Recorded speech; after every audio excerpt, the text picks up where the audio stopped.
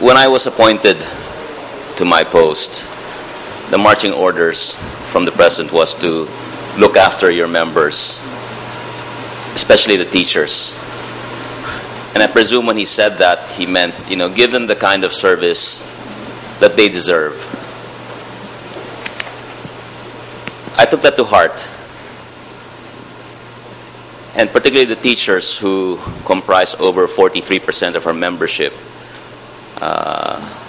So that, in fact, in the first 2 weeks of my appointment, I immediately signed MOA with Secretary Luistro of the DepEd to try to finally come to conclusion with the project of updating the service records of the over 580,000 teachers and non-teaching personnel of DepEd.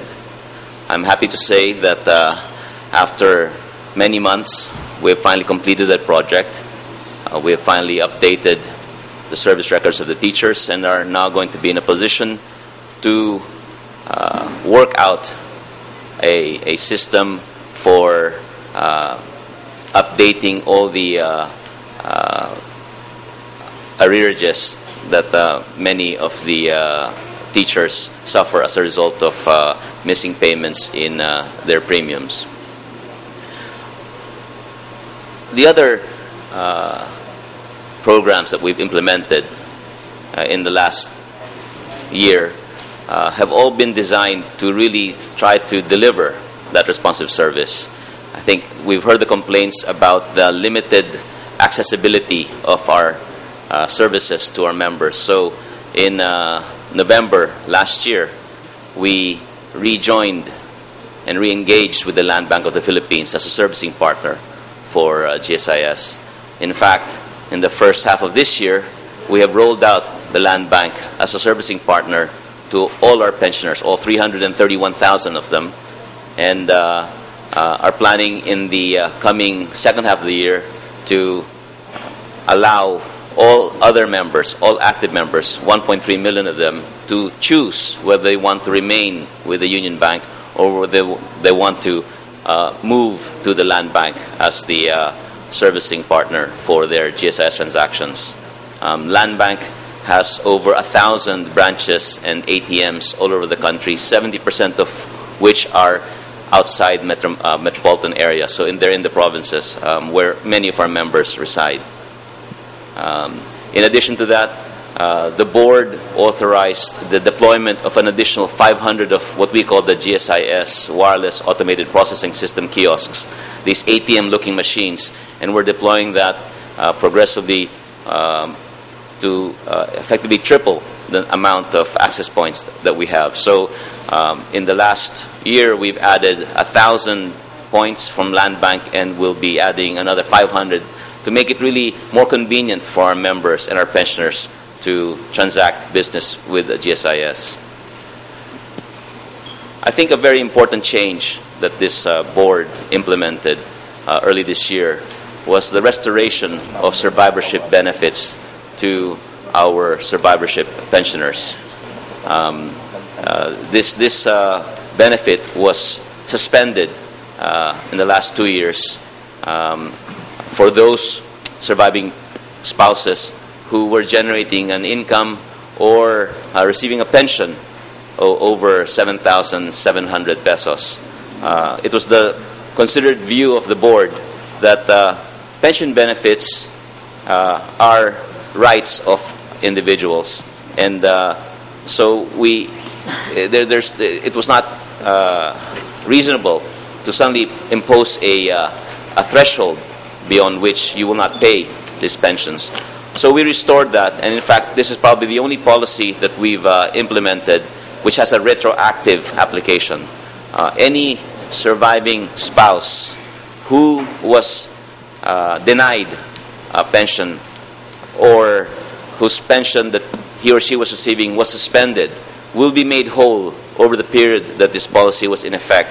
And we will henceforth be paying survivorship pensions to all our members, regardless of whether or not they own or they receive an income or a pension.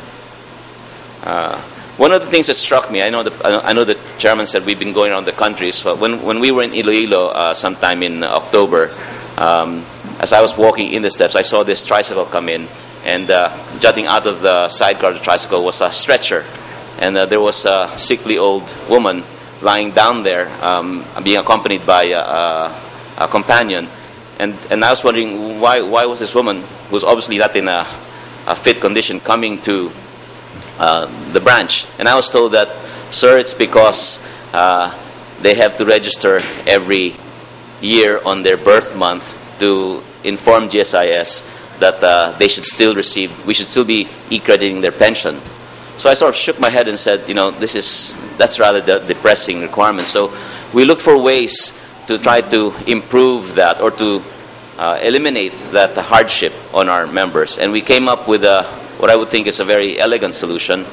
We teamed up with the National Statistics Office, in particular the Civil Registry, and instead of now requiring our pensioners every year to make the pilgrimage to our office to put a thumbprint to a screen, we will now rely on the Civil Registry to inform us when our pensioner members have moved on in life. So that policy was implemented in May this year, and from May, none of our 330,000 pensioners need go to our offices to inform us to continue paying their pensions because they're still around.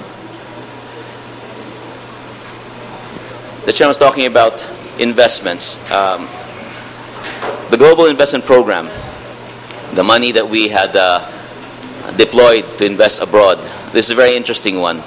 On my first day in the office, the chairman came up to me and said, Bernie, we have to do something about the remaining balance of $400 million to be deployed abroad, because the previous board had already approved, in fact had selected the portfolio managers that were going to be investing this for us internationally. This was on the eve of our president's state visit to the United States, where I remember he said that he was hoping that one of the things he would bring back from the trip was investments for our country, which our economy really needed. So I looked at the chairman and I said, Chairman, it seems rather insensitive and politically incorrect to be deploying this $400 million abroad at this time. And there was a pause and a silence, and we sort of both nodded, and we knew what each one wanted to do. And we decided at that point not to deploy the additional $400 million and keep it home. In fact, we went further than that. In March this year, we decided to bring the entire $670 million that we had invested abroad to invest in our own markets, to invest in our own economies, to invest in our own infrastructure. We felt that we hit two objectives by doing this. One, we contribute towards the President's program of upliftment for our people and our economy.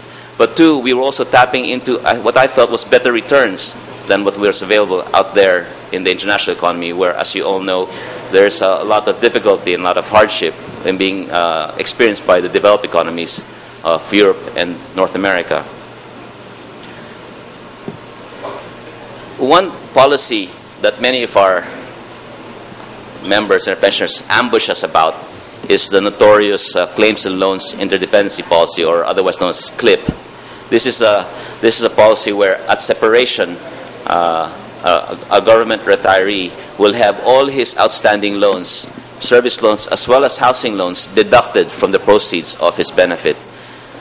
This results sometimes in a retiree having a zero benefit after a lifetime's work in government.